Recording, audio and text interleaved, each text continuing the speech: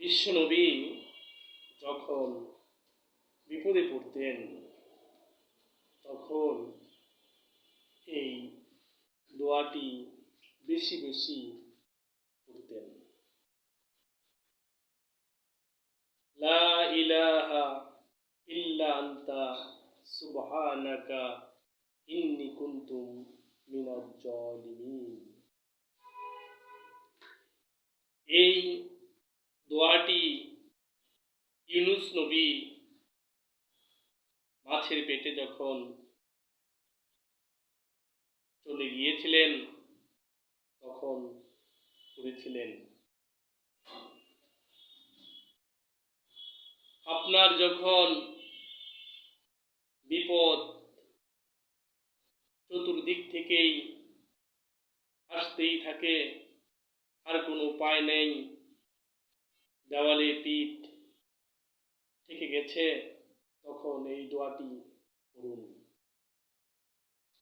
বিভিন্ন উলামায়ে ইকরাম এবং বুজুর্গে দিনীরা বলেছেন যে এটি হচ্ছে ইসমে আজম।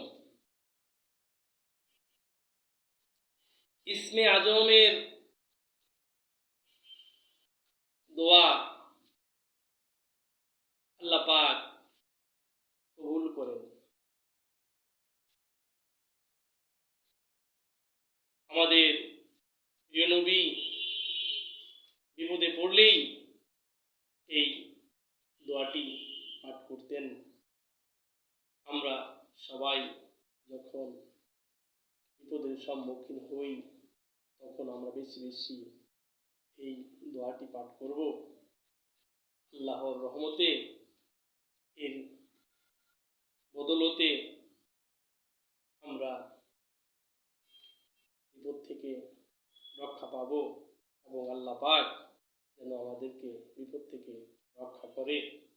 আমরা সকলে বলি আমিন।